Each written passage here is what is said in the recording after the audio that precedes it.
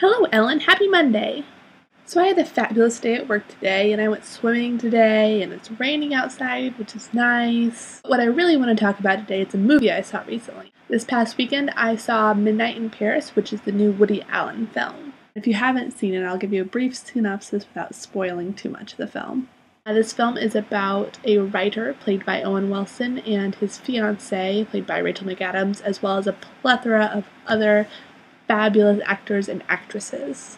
Owen Wilson and Rachel McAdams are on vacation in Paris, and Wilson, who is an author, dreams of living in Paris during the 1920s. He dreams of seeing himself along Hemingway, the Fitzgeralds, and the rest of the lost generation. He also wishes he had stayed in Paris when he was younger instead of going off to Hollywood to become a screenwriter, which he kind of sees as a cop-out as opposed to being a true novel writer, which is what he really wants to be. He of course believes that living in Paris, the city of artists, will make his dreams of being a legitimate author of novels come true. So the film is about Paris and how a lot of people have this sort of romantic notion of it, of the golden era, and just how Paris is sort of this city of artists and life and fabulousness in general. Anyway, so I think a lot of us have this romantic notion of certain cities or places in time where we could have a perfect life or be living, our dream job if we could just be born 40 years earlier or live in this city. And I think it connects really well to Nerdfighteria. We're all about imagining people complexly, but people aren't the only thing that needs to be imagined complexly. Cities and periods in time also need to be imagined complexly. Thinking that one city or one specific point in time can solve all your problems is just as dangerous as imagining one person can solve all your problems.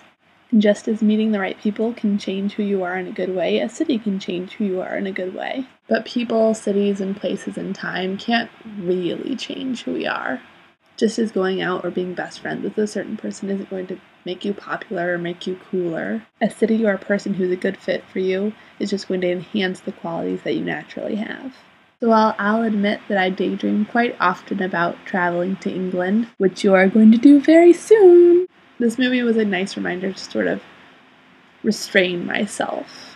Because if I start thinking too romantically about one city, then I'm only going to be disappointed in the end. If I think I know everything about one place, I'm going to get there, and not only will I be disappointed, but I won't be allowing myself to actually see what it really has to offer, which will inevitably be way better than what I imagined in the first place.